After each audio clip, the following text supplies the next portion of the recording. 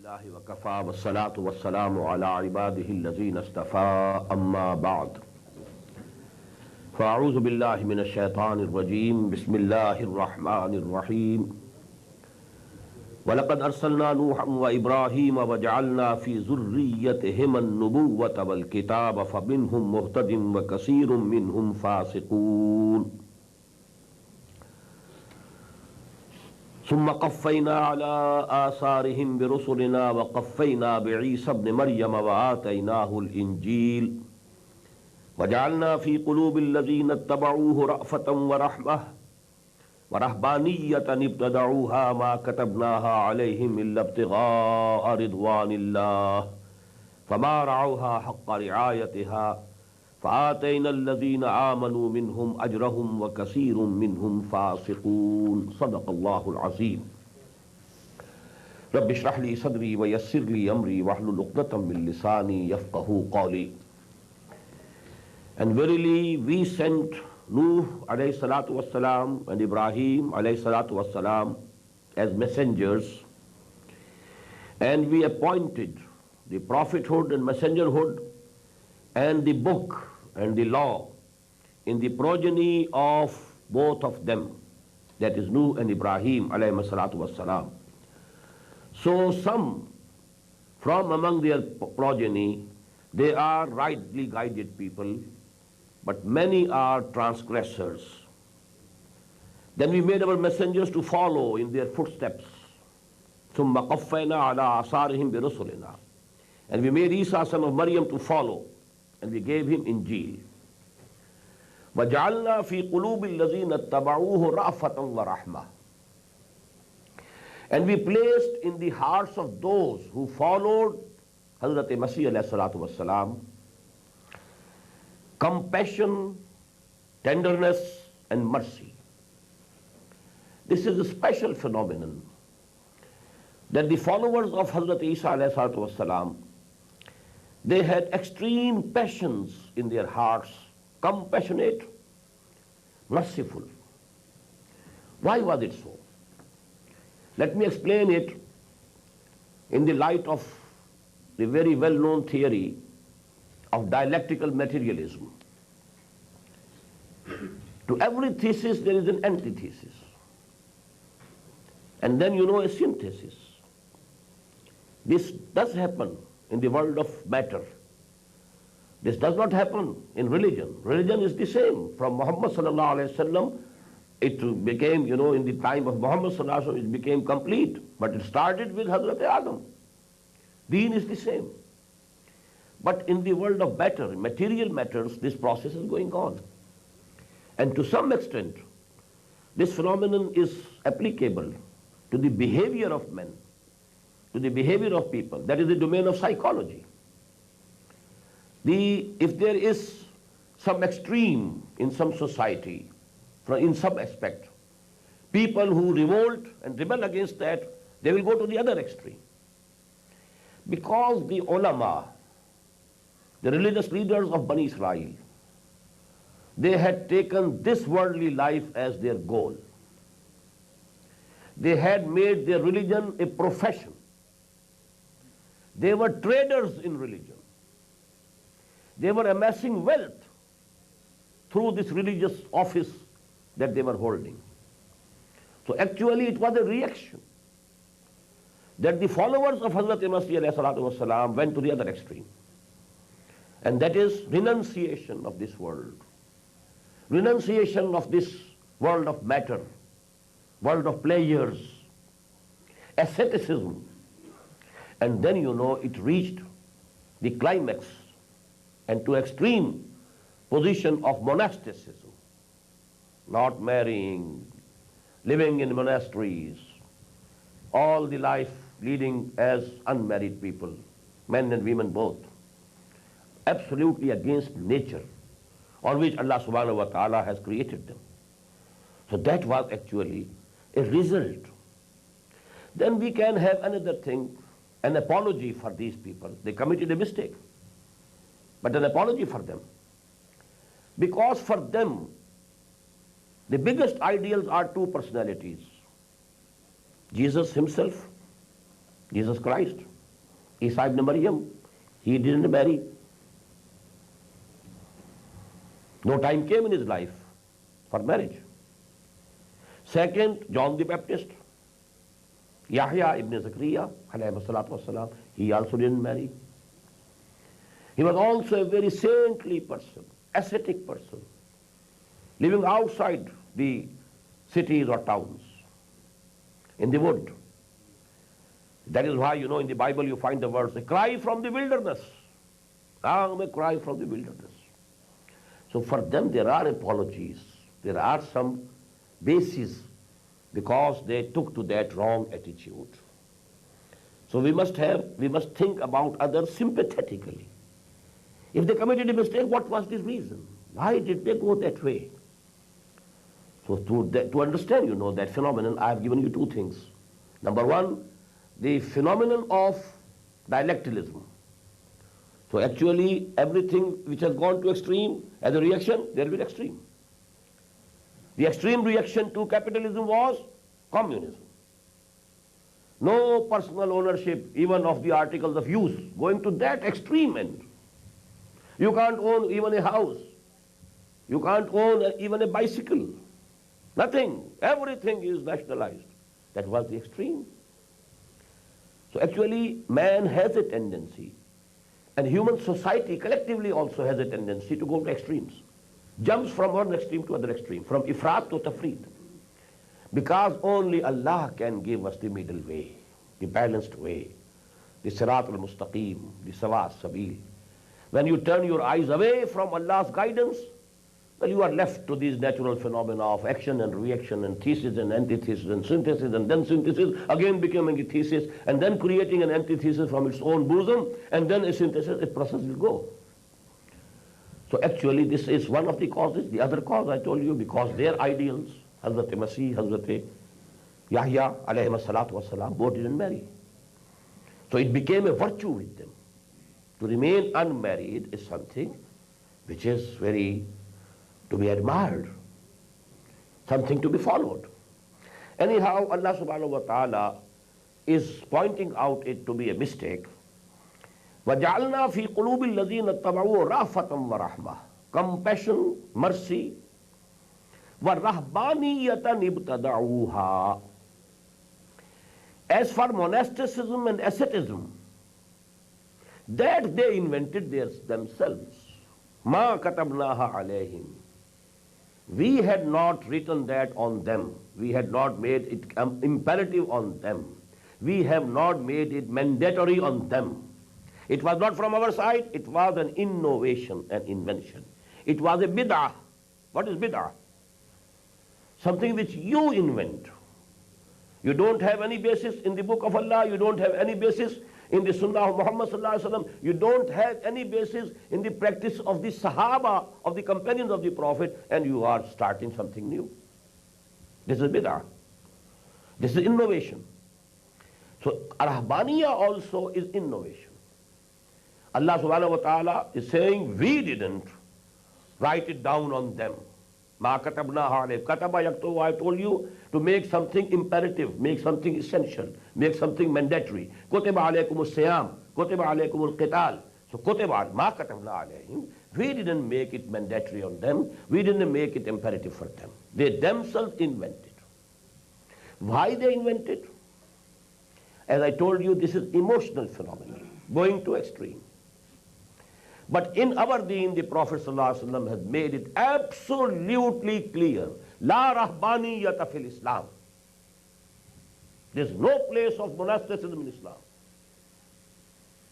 And the second hadith is, rahbaniyatu hadha deen al-jihadu fi sabilillah. The only monasticism in deen of Islam, in our deen, is jihad fi sabilillah. When you are going for jihad, for qital fi sabilillah, you are undergoing pains. You have to give up the comforts of your home life. You don't have those couches and beds to sleep. So actually this is the monasticism in Islam, not that monasticism of depriving you of any pleasure of the world, not marrying, keeping aloof, living away in the caves or in the monastery, not marrying the whole. No, this is absolutely haram in Islam. La rahbaniyat. That's a very categorical statement. And you know the Prophet was, how careful he was, let me tell you. There is a hadith, but I want to give you two hadiths. One is that the report came to the Prophet ﷺ about Abdullah ibn Amr ibn al-As radiyallahu ta'ala anhuma. The father is very well known, Amr ibn al-As, the governor of Egypt, conqueror of Egypt. He was a big general, a big statesman, one of the biggest statesmen that Arabia had ever produced, Amr ibn al-As. He was sent as ambassador to the court of Najashi, by the kuffar. He was still the kafir at that time, to fetch back the muhajirin who had gone and taken refuge in Abyssinia. So he held a very high position among the hierarchy of the Quraysh. But the son Abdullah was the reverse. He was a darwish, given to worshipping and praying and keeping psalm every day, praying to Allah all the night. Then the report came to Muhammad sallallahu alaihi wasallam. He summoned Hazrat Abdullah ibn Amr ibn al-As and he said, Ya Abdullah, awalam ukhbar annaka tasumu ad-dahr wa taqumu al-layl. Ya Abdullah, oh Abdullah, have I not been informed that you keep praying whole the night and you are with psalm, with fasting every day? Qala bala ya Rasulallah. He said, okay. O Messenger of Allah, this is so. Now, note the wordings. Don't do it. La taf'al. فَإِنَّ لِنَفْسِكَ عَلَيْكَ حَقًّا وَإِنَّ لِزَوْجِكَ عَلَيْكَ حَقًّا وَإِنَّ لِزَارِكَ عَلَيْكَ حَقًّا. Your own body has right upon you. Your wife has right upon you. Your friends and visitors have right upon you. So this is the balance that Muhammad taught sallallahu alaihi wasallam. Now there's the more important hadith. 3. An Anas ibn Malik radiyallahu anhu. This report is from Hazrat Anas ibn Malik radiyallahu ta'ala anhu, and this is muttafaqun alayh. Both Bukhari and Muslim agree on its authenticity. Hazrat Anas says, جاء ثلاثة رهط إلى بيوت أزواج النبي صلى الله عليه وسلم يسألون عن عبادة النبي صلى الله عليه وسلم.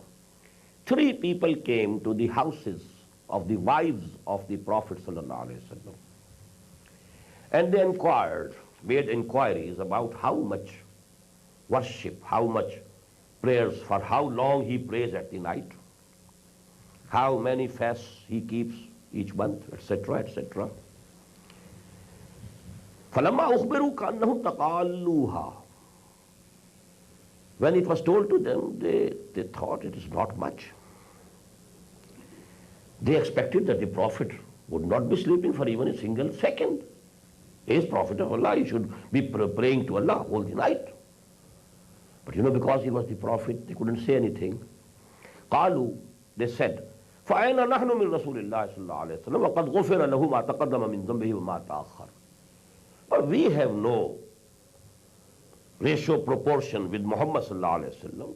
He is Nabi, he is Masoom, he is infallible. And even if there is possibly any mistake, Allah subhanahu wa ta'ala has already pardoned him of all his shortcomings, possible shortcomings.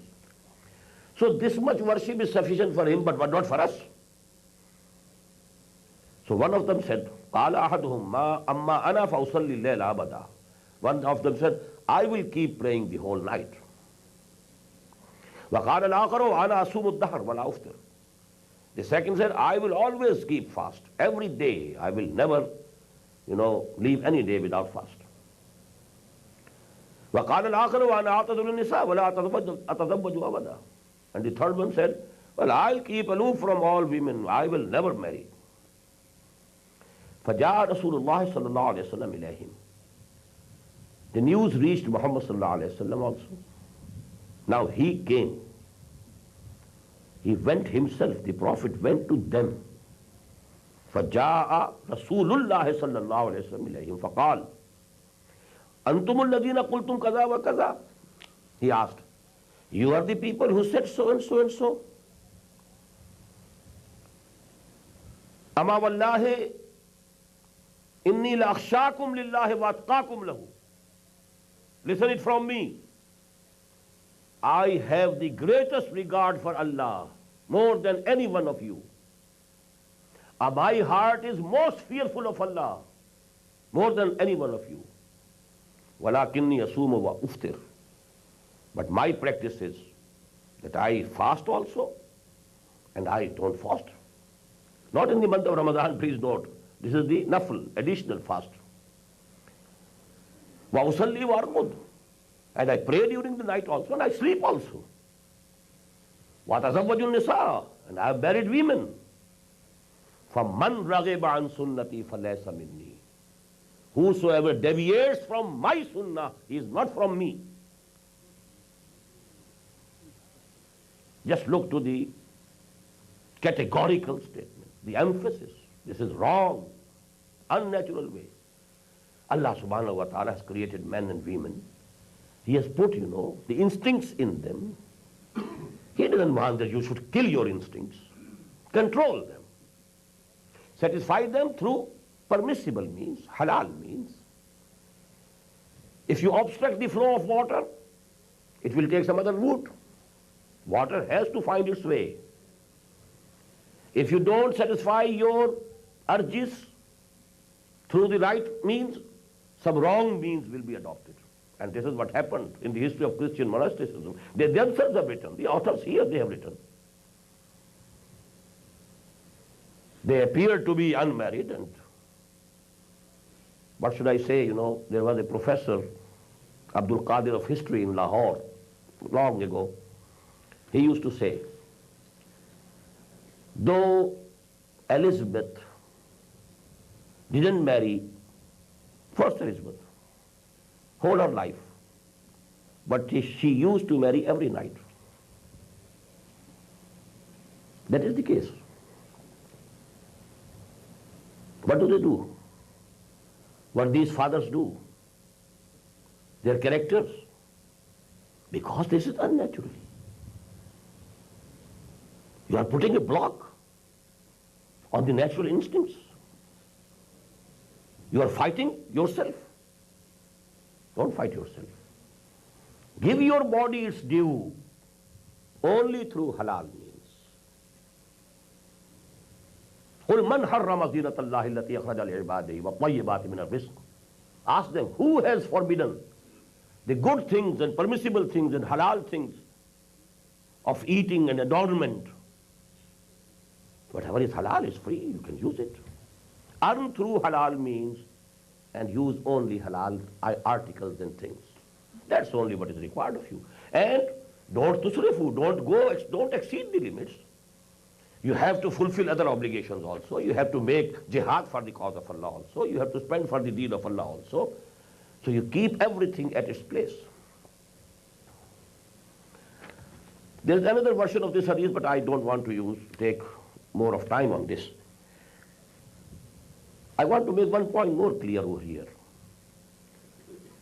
Qur'an al-Hakim in 3 places gives us a very important guidance, basic guidance. Don't overdo. Don't exceed the limits.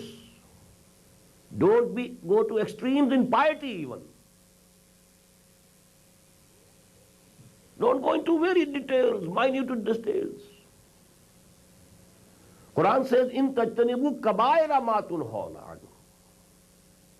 If you can leave the big sins that have been made haram for you, kabair, nukaffir ankum sayyi'atikum, the smaller mistakes we shall wash off, we shall forgive. You take care of the big things.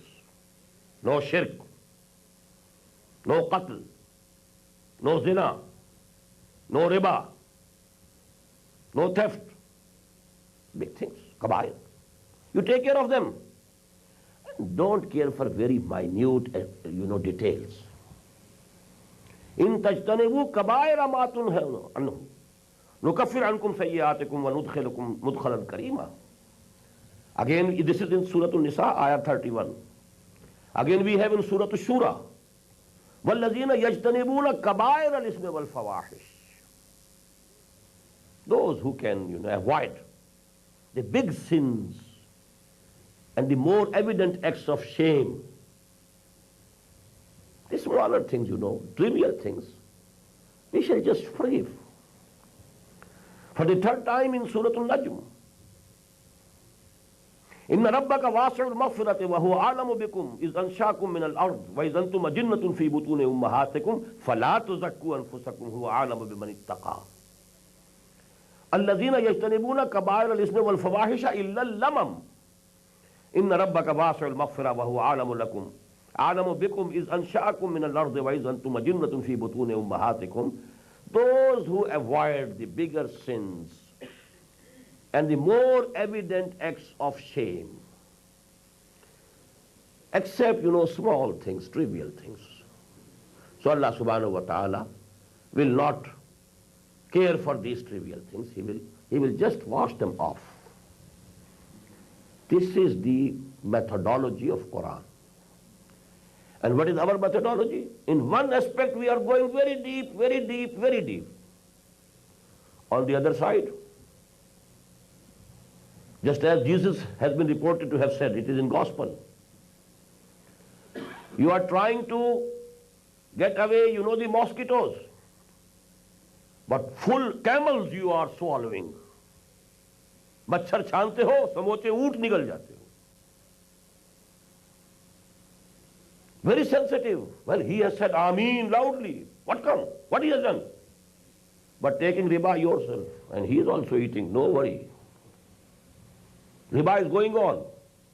But Rafa Yadain or not, which is the main issue, main problem, main issue of debate.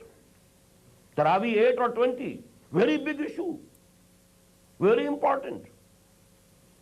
What about haram earning? Okay, go on. Taking care of the mosquitoes, but swallowing the whole camel. This happens to those who go to very minute details in one aspect. Your view should be wholesome, wide perspective.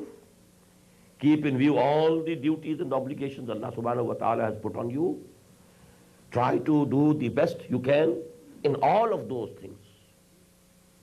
Not one-sided, unbalanced.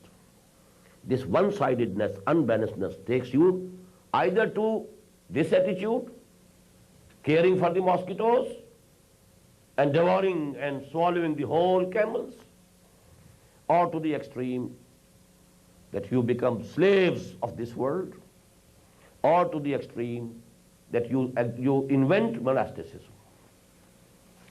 وَرَهْبَانِيَةً ابْتَدَعُوهَا مَا كَتَبْنَاهَا عَلَيْهِمْ إِلَّا ابْتِغَاءَ رِضْوَانِ اللَّهِ. This part of this ayah is quite difficult to interpret. There are two ways of interpreting it. Number one, we had made imperative on them only to seek the pleasure of Allah subhanahu wa ta'ala. مَا كَتَبْنَا عَلَيْهِمْ إِلَّا ابْتِغَاءَ رِضْوَانِ اللَّهِ. We had not made this asceticism or monasticism imperative on you. We had only made imperative upon them, mandatory upon them, to seek the pleasure of Allah. And the second interpretation is that the mistake they did commit, but that mistake was out of sincerity, out of good motives. They wanted to please Allah. They thought the way of pleasing Allah is this, to keep absolutely away, to be extremely careful. If you are living in a family, maybe at some time, the love of your wife or love of your children, as Qur'an says, إِنَّ مِنْ أَزْوَاجِكُمْ وَأَوْلَادِكُمْ عَدُوًّا لَكُمْ فَاحْذَرُوهُمْ. Living with them, there is the possibility you might slip sometime. But if you keep away, well, you are safe. So actually their motives were not wrong. That is why, in Surah Al-Fatiha, it is generally the consensus of the Mufassirin that Maghdube alayhim, by Maghdube alayhim are meant the Jews. Wala-Dallin, and by Dallin are meant the Christians. Maghdube alayhim are those who went astray knowingly due to the love of this world and love of wealth and love of money, due to greed. They went astray knowingly. They are maghdubi alayhim. They are the people who have incurred the wrath of Allah subhanahu wa ta'ala. ضُرِبَتْ عَلَيْهِمُ الذِّلَّةُ وَالْمَسْكَنَةُ وَبَاءُوا بِغَضَبٍ مِنَ اللَّهِ. But these people, they just exceeded the limits, but out of sincerity and love, out of excessive fear of Allah, out of excessive care. So that is why they are called people who went astray. Dhalleen. They went astray, no doubt. But the motive was not wrong, the motive was good. So this is, so to say, another apology for these people. إِلَّا ابْتِغَاءَ رِضْوَانِ اللَّهِ فَمَا رَعَوْهَا حَقَّ رِعَايَتِهَا. But then they couldn't observe it as it should have been observed. To decide that I won't go near a woman is easy, but to keep away from a woman, when you have your sexual desire, when there is an opportunity, it's very difficult. It's better to go the right way, get married, so that your urge can be satisfied through halal means. So this is what happened to the monasteries. That is why, there is a hadith of the Prophet sallallahu alaihi wasallam, La tashuddu anfusakum. Don't be over harsh to your bodies and yourselves. Shiddat. La tashuddu ala anfusikum. Fayushaddidillahu alaykum. So Allah Ta'ala will also be harsh to you. When you have decided you won't do it, now you are doing it. It's a double crime. First of all, you made a decision by your own. It was not made imperative by Allah. And now you are not keeping your promise. So you are double criminal. La tashuddu ala anfusikum wa yushaddidillahu alaykum. Fa inna qawman shaddadu anfusahum fa shaddada Allahu alayhim fa tilka baqayahum fi as-sawami' wa ad-dayar. This is reported by Abu Dawud rahimahullah, and it is from Anas radiyallahu ta'ala. There were people before you who became over harsh to their bodies and to their own selves. So Allah subhanahu wa ta'ala was also then harsh with them. But they didn't keep their promises, the determination, they broke the covenants. So now you can find the baqaya. These are the signs that you find in the monasteries. There are those people. You can see and go and see for yourself the character. فَمَا رَعَوْهَا حَقَّ رِعَايَتِهَا فَآتَيْنَا الَّذِينَ آمَنُوا مِنْهُمْ أَجْرَهُمْ وَكَثِيرٌ مِنْهُمْ فَاسِقُونَ. Then they didn't observe it as they should have observed it. They couldn't keep their determination as they should have kept it. Because it's a rule. Nafl, voluntary salah, when you have started, it becomes wajib.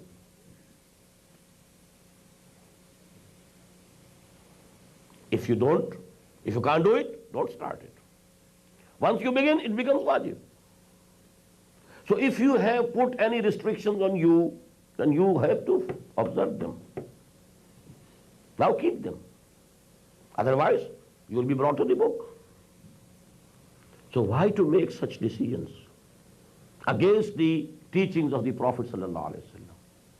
We should have the model of Muhammad sallallahu alaihi wasallam, the balanced model. لَقَدْ كَانَ لَكُمْ فِي رَسُولِ اللَّهِ أُسْوَةٌ حَسَنَةٌ. You have a very beautiful, a very balanced model in the person of Muhammad, in the person of the Messenger of Allah. Follow it. قُلْ إِن كُنْتُمْ تُحِبُّونَ اللَّهَ فَاتَّبِعُونِي يُحْبِبْكُمُ اللَّهُ. Tell to them, if you love Allah, follow me, Allah will love you. So you keep the model of Muhammad, the balanced model of Muhammad sallallahu alaihi wasallam. Just as he said, Usalli warqud, during the night, I pray also, but I sleep also. I give my body rest, which is the right of this body, I have to give it. I keep fast, nafl, and I don't keep it. Then I have married, I have wives, I have children. I am leading a family life. This is my way. An-nikahu min sunnati. This is my way. Leading a family life, married life. A normal life is when you are living in a family. So that is actually this, as I told you, the sequence is that first of all, don't be like those whose hearts hardened, the Jews. وَلَا تَكُونُوا كَالَّذِينَ أُوتُوا الْكِتَابَ مِنْ قَبْلِ فَطَالَ عَلَيْهِمُ الْأَمَدُ فَقَسَتْ قُلُوبُهُمْ وَكَثِيرٌ مِّنْهُمْ فَاسِقُونَ. On the one extreme you have the examples of the Jews. They are the slaves of money, slaves of greed. But on the other, the followers of Jesus alayhi salatu wassalam, Masih alayhi salatu, they also invented, it was bid'ah. We didn't make this monasticism imperative on them. They invented it. رَهْبَانِيَّةً ابْتَدَعُوهَا. What is the root meaning of rahab? Rahab means fear. فَإِيَّايَ فَارْهَبُونَ. You should fear me only. Rahab, Rahib, who has fear. Fearful person, Rahib. Now Rahib, from this Rahban, on the scale of Fa'lan, Ghazban, very much, extremely fearful person. Fear of Allah. Fear of the Day of Judgment. Fear of the accountability of the Day of Judgment.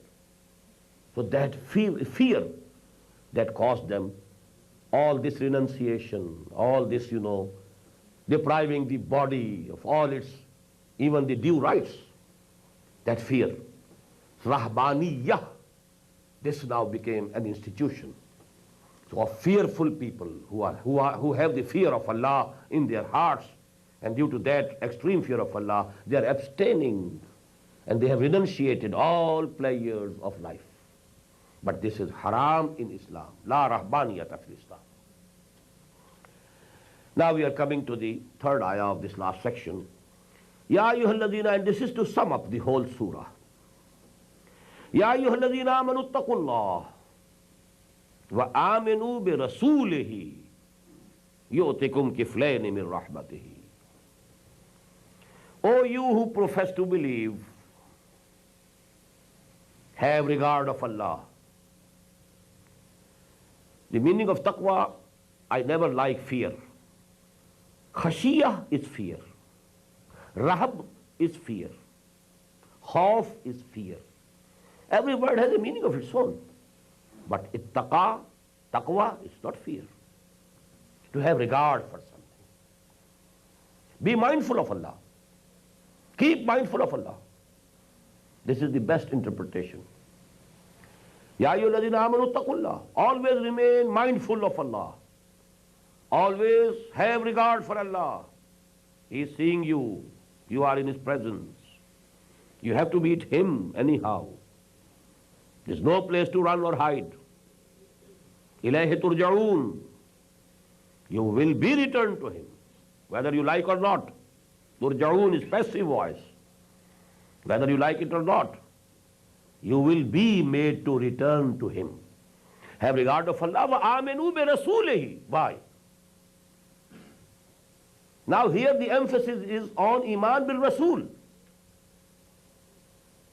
Because the practical shape of deen is based on the sunnah of Rasul sallallahu alaihi wasallam.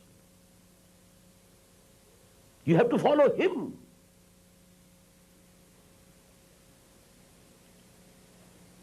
Qur'an says, Aqimus Salah. How to aqim? How to establish Salah? Qur'an is silent. Where in Qur'an you find 5 prayers a day? Where can you find that there are 2 rakat in Fajr Farz and 3 in Maghrib? Sajda is mentioned, Qiyam is mentioned, Ruku is mentioned, Tilawah and Qiraat is mentioned, Tasbih is mentioned, Takbir is mentioned, but this combination of all these things in this pattern, where can you find it? Sunnah. So actually deen, Allama Iqbal has very beautifully said in Persian, Ba Mustafa barasa khishra ke deen hamaust, agar baul rasidi tamam bulah beast. Take yourself to Mustafa sallallahu alayhi wa sallam. Ba Mustafa barasan khesh. Drag yourself towards Mustafa sallallahu alayhi wa sallam. Ke deen hamaust. Deen is all Muhammad sallallahu alayhi wa sallam. What does it mean? The practical form of deen is totally based on the sunnah of Muhammad, on the model of Muhammad, on the practice of Muhammad sallallahu alayhi wa sallam. Qur'an devoid of the practice of Muhammad is nothing in practical shape. You don't find. The practical shape of deen is based on the sunnah. I have given you the most evident example. As-salatu imaduddin, that's the main pillar of deen. As-salah. No two persons can agree on the form of salah if you leave away the ahadith and the sunnah of the Prophet sallallahu alaihi wasallam. I would choose another pattern from the Quran and you will choose another one. Some will say in Quran 2 prayers are also mentioned, some will say 3 are mentioned, some will say it's only, just sit in the chair and remember, that's all. Anything can be said. This combination. And more than 1 billion people on the surface of the earth agreeing on the main features of salah. You go to Hajj or Umrah, you find all nationalities, from the east, from the west, from the south, from the north, Europe, America, Africa, Asia, the yellows and the blacks and the whites and the reds, all. But the salah is the same. Very minor differences, where congregation is not broken. Please note it. If somebody has raised his hands, congregation doesn't break. You have not raised, he has raised. But main harmony, congregation is not broken. Someone has said Ameen loudly, someone has said, quietly. The congregation doesn't break.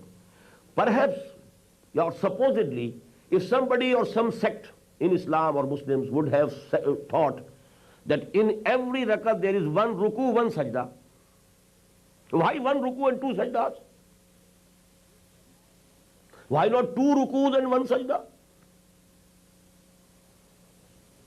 If there are 1 sajda, then he will stand up after 1 sajda.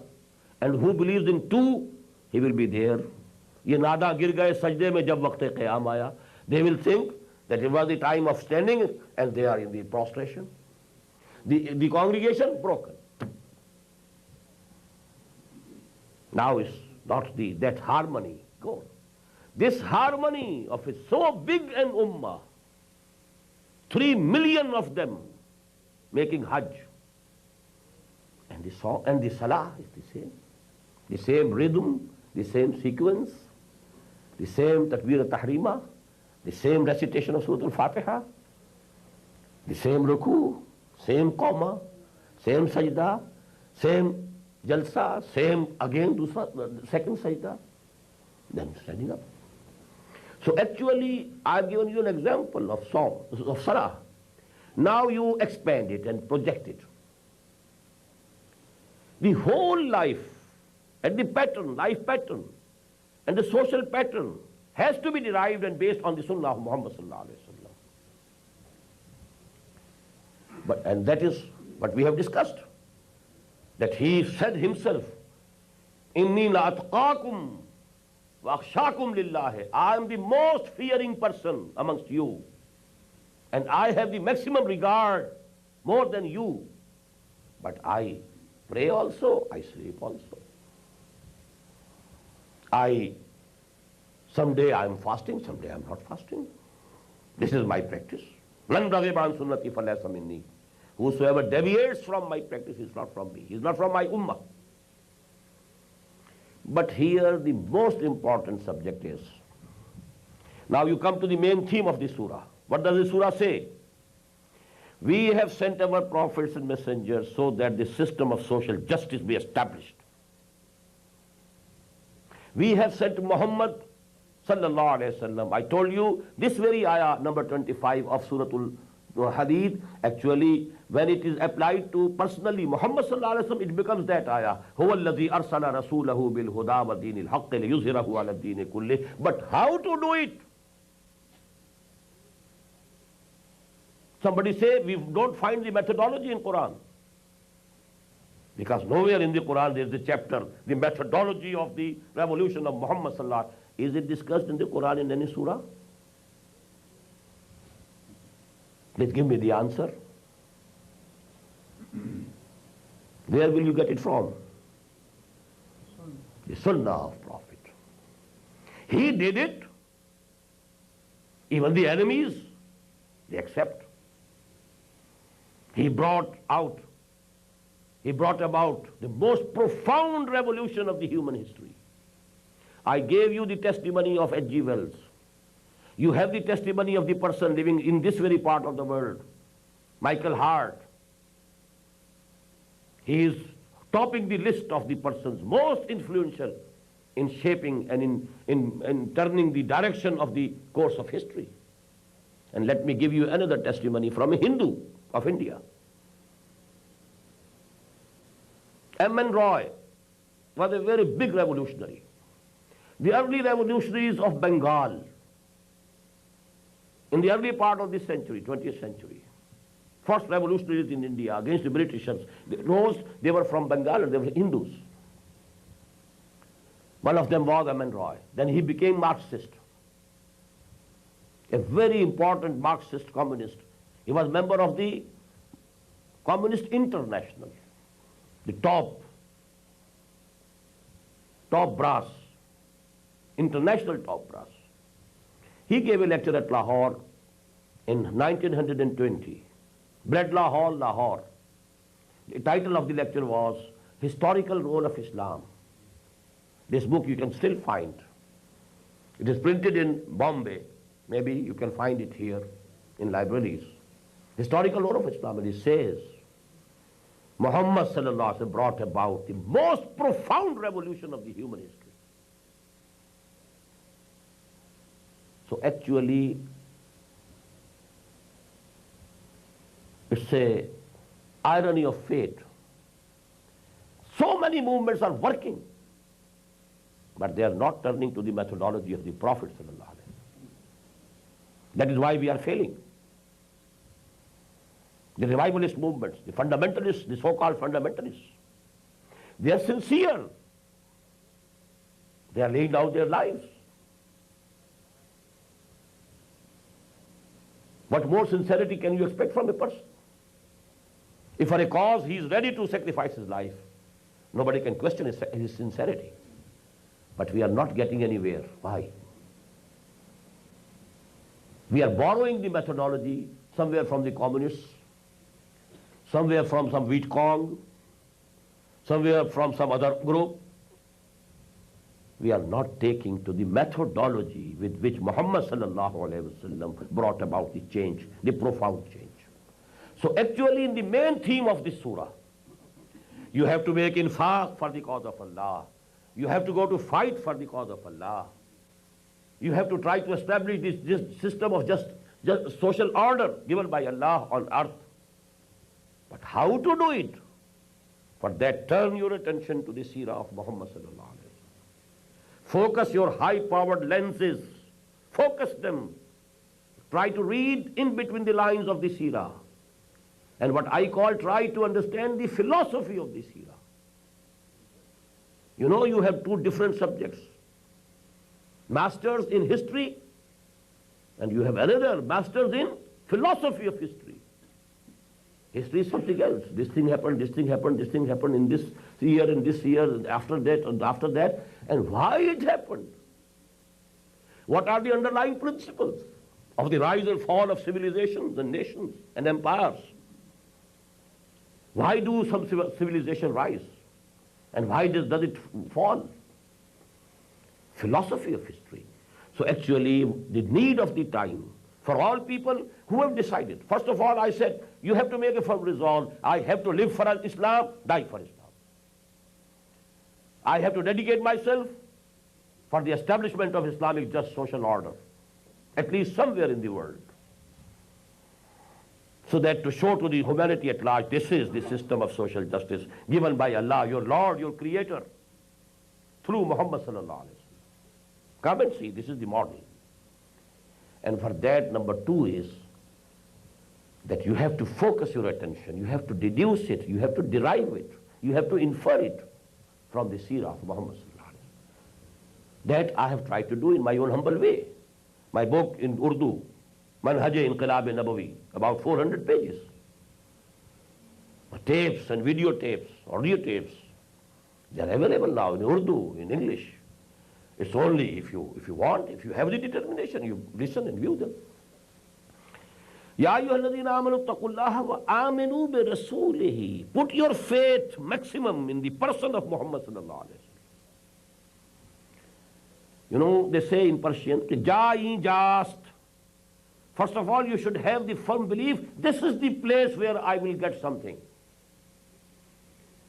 When you hope that here, there is a possibility of getting oil. Now you spend millions and millions of dollars on exploration. First of all, you have in your mind, this is the place where we shall get the methodology, the seerah of Muhammad sallallahu alaihi wasallam. Now you devote and invest your time and your intelligence that Allah subhanahu wa ta'ala has bestowed upon you to understand. Read in between the lines of the seerah. Try to understand the philosophy of the seerah. And that will give you the methodology. How is it possible that Allah subhanahu wa ta'ala might have made it imperative and fard upon us to make his deen supreme and not giving us the methodology? Is it possible? He has given us the methodology. لَقَدْ كَانَ لَكُمْ فِي رَسُولِ اللَّهِ أُسْوَةٌ حَسَنَةٌ لِمَنْ كَانَ يَرْجُ اللَّهَ وَالْيَوْمَ الْآخِرَ وَذَكَرَ اللَّهَ كَثِيرًا. For you there is a good model in the person of Muhammad sallallahu alaihi wasallam. But for those only who remember Allah, ذَكَرَ اللَّهَ كَثِيرًا, who believe in the last day, مَنْ كَانَ يَرْجُ اللَّهَ وَالْيَوْمَ الْآخِرَ وَذَكَرَ اللَّهَ كَثِيرًا, only they will be able to benefit themselves from the model of Muhammad sallallahu alaihi wasallam. May Allah include us all among them. Ya ayyuhalladhina amanu taqullaha wa aminu bi rasulihi yu'tikum kiflayn min rahmatihi. Allah will give you double portion from his mercy. Wa yaj'al lakum nuran, and he will give you light. Tamshuna bihi, you will be able to walk with it. Very beautiful. One light is that will become apparent on the day of judgment. We shall be able to pass over that bridge or whatever it is that we shall see after, death and after the resurrection. But it is mentioned here, some stage which you have to go through. And the light will be only with the mu'mineen. يَجْعَلْ لَكُمْ نُورًا تَمْشُونَ بِهِ. But before that you need a light to walk on this earth. You need a light which can lead you to the methodology of revolution. If you take it for granted, if you fix your attention on it, you get the light. The light is the seerah of Muhammad sallallahu alaihi wasallam. Ba Mustafa barasa khishra ke din hamaust agar bahu na rasidi tamam bula beast. Again I have to quote this couplet. Take yourself to Muhammad sallallahu alaihi wasallam, because deen is Muhammad sallallahu alaihi wasallam. And if you don't take yourself to him, you may be thinking that you are on deen, on Islam, on taqwa, but it is Bu Lahabi. It is the following of Bu Lahab. You might be thinking anything about yourself. يَجْعَلْ لَكُمْ نُورًا تَمْشُونَ بِهِ وَيَغْفِرْ لَكُمْ. And he will condone your mistakes. He will forgive you your sins. If you take to the right direction, it's very beautiful. Please understand. If you are going in the right direction, someone is going very swift, someone is slow, but he is in the same direction. Someone has slipped, again he stands up, makes tawbah, again goes. He is on the same direction. But whosoever has taken a wrong direction, he is doomed. So you straighten your direction. Qibla सीधा करो. और क़िबला क्या है? तक़वा of अल्लाह and ittiba of Muhammad sallallahu alaihi wasallam. Straighten your direction. Everything. Deen essentially is love of God. Practically is the following of Muhammad sallallahu alaihi wasallam. Now, if you have taken to this direction, now if there is mistake, some are very, Allah subhanahu wa ta'ala has created persons, some are very strong, some are weak. So some is running, fast, some is just walking, some is only dragging. But as so long as they are on the right direction, Allah subhanahu wa ta'ala will condone the mistakes or the slowness. But if you have taken the wrong direction, every moment you are going away from your destination. Tarsam ke bekaba nalasi e rabi, kira ke tu mi rabi batul kistanast. Oh Bedouin, I fear you will never be able to reach Kaaba. You intend to go to Kaaba for Hajj or Umrah, but the way that you have taken is going towards Turkestan. Tarsam ke bekaba nalasi e rabi. Ki raah ke tu mi rabi ba Turkestan ast. You don't know. You are taken the wrong way. Ya ayyuhalladhina amanu ittaqullaha wa aminu bi rasulihi yu'tikum kiflayn min rahmatihi wa yaj'al lakum nuran tamshuna bihi wa yaghfir lakum wallahu ghafurur rahim. لئلا يعلم أهل الكتاب ألا يقدرون على شيء من فضل الله وأن الفضل بيد الله يؤتيه من يشاء والله ذو الفضل العظيم. In the interpretation of this ayah also, there are two schools of thought. Most of the people think that this Allah, la here is additional without any meaning. It means lekay la. Lekay. La is omitted, is to be omitted. This is one of the opinions, and this is held by most of the people.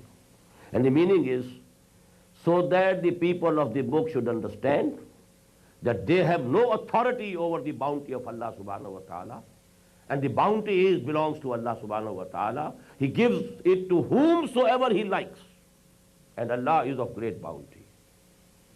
He gave you the bounty, you proved that you are not deserving it now, so He has taken it back from you. Now this fazl is with Allah. He is authorized to give it to anybody.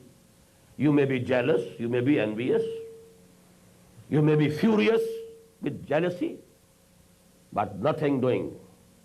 It's the authority of Allah, exclusive prerogative of Allah subhanahu wa ta'ala. He chooses whomsoever He likes.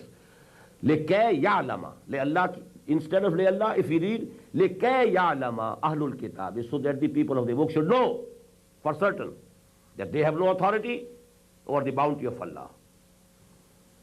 This bounty all belongs to Allah. It is in the hands of Allah subhanahu wa ta'ala. He gives it to and grants it to whomsoever He likes. And He is of great and immense bounty. But the other meaning, I was very much perturbed that most of the translators have nearly agreed on this translation, that la is here additional without meaning. I was never ready to accept it. Why should Allah use a word without meaning? There should be no word in Qur'an meaningless. And I had an interpretation, but I was very fearful that I can't, venture to give an opinion of mine, single-handed. But then I found Shah Abdul Qadir, rahimahullah, son of Shah Waliullah Dehlavi. In Muzihul Qur'an, he has taken the same standpoint that I am presenting before you. So it is now from him, not from me. He is the authority. I am not the authority. And he said it is Le Allah, not Le Kay. Le Allah ya'lam ahlul kitab, so that the people of the book should not feel deprived. Allah yaqdiruna ala shay'in min fadlillah. That now they have no access to the fazl of Allah. The fazl of Allah is still open for them. Come embrace Muhammad sallallahu alaihi wasallam. And the example is in Surah Bani Israel. Maybe tomorrow I'll be discussing something about Surah Bani Israel and Surah Kahf. Asa rabbukum an yarhamakum wa in udtum udna. Allah subhanahu wa ta'ala is saying to the Yahud, to the Bani Israel, your Lord is still ready to have mercy upon you. Don't be disappointed. The door of mercy, Rahmatul lil Alameen, sallallahu alayhi wa sallam. This door is open to you also. Come and embrace Islam. This Qur'an, inna hadha al-Qur'ana yahdi lillati hiya aqwam. This is the door to Allah's mercy and Allah's blessings. Come. So I think this is the interpretation. That the people of the book also shouldn't feel that their chance is gone absolutely. The doors are open. The blessing of Allah is still available for them. They shouldn't think that they have no access to it. Because I don't have time, but I had, the examples. That Quran says, yaqdirun. This is actually used thrice in Quran. And, for example, there is the ayah of number 18 of Surah Ibrahim. مَثَلُ الَّذِينَ كَفَرُوا أَعْمَالُهُمْ كَرَمَادٍ اشْتَدَّتْ بِهِ الرِّيحُ فِي يَوْمٍ عَاصِفٍ لَا يَقْدِرُونَ مِمَّا كَسَبُوا عَلَى شَيْءٍ ذَلِكَ هُوَ الضَّلَالُ الْبَعِيدُ. The hypocrites or the people who don't have the real faith, if they have done good deeds, they think that they have something with them. But the similitude of their good deeds is like the ashes on which a very powerful wind blows and disperses it off. Nothing is there. They have nothing. They can't have any access to their good deeds. No reward is available to them. And there is another example in Surah Al-Baqarah, ayah number 264. لا يقدرون على شيء مما كسبوا. They now don't have any power to get the reward of those things that they had done, because all those deeds were without sincerity, without the real belief of Allah subhanahu wa ta'ala. So, keeping these two examples in view, and because now I have no fear, because I have on my side Shaykh Abdul Qadir of Delhi, the biggest translator of Quran into Urdu. The first translations in Urdu were made by two brothers, two sons of Shah Waliullah Dehlvi. Shah Waliullah himself did the translation of Quran in Persian, and two of his sons, rather three of his sons. Shah Abdul Aziz translated and wrote a tafsir also, Tafsir Azizi. Shah Abdul Qadir made a translation which was idiomatic. And Shah Rafiuddin, the third son, he translated, and that was a literal translation. So Shah Waliullah Dehlvi is a very big person of our history. So this, because he is on my side, so I don't fear giving this opinion, that this means that even the people of the book shouldn't feel that they are now absolutely left alone, left out. No, they have the chance. Come, believe in Muhammad, take the guidance of Quran. عَسَىٰ رَبُّكُمْ أَن يَرْحَمَكُمْ وَإِنْ عُدْتُمْ عُدْنَا وَجَعَلْنَا جَهَنَّمَ لِلْكَافِرِينَ حَصِيرًا إِنَّ هَذَا الْقُرْآنَ يَهْدِي لِلَّتِي هِيَ أَقْوَمُ وَيُبَشِّرُ الْمُؤْمِنِينَ الَّذِينَ يَعْمَلُونَ الصَّالِحَاتِ أَنَّ لَهُمْ أَجْرًا كَبِيرًا وَأَنَّ الَّذِينَ لَا يُؤْمِنُونَ بِالْآخِرَةِ أَعْتَدْنَا لَهُمْ عَذَابًا أَلِيمًا. I pray to Allah subhanahu wa ta'ala that He gives us the courage to make a firm resolve. We shall follow Quran. May Allah subhanahu wa ta'ala make this Quran a light for us. We shall follow Muhammad sallallahu alayhi wasallam, and we shall focus our attention on the seerah of Muhammad sallallahu alayhi wasallam to see as to how to bring about an Islamic revolution, how to establish the just social order given by Allah subhanahu wa ta'ala for humanity through Muhammad sallallahu alayhi wa sallam. Barakallahu li wa lakum fil Qur'an al-azim wa nafa'ani wa iyyakum bil ayati wa dhikr al-hakim.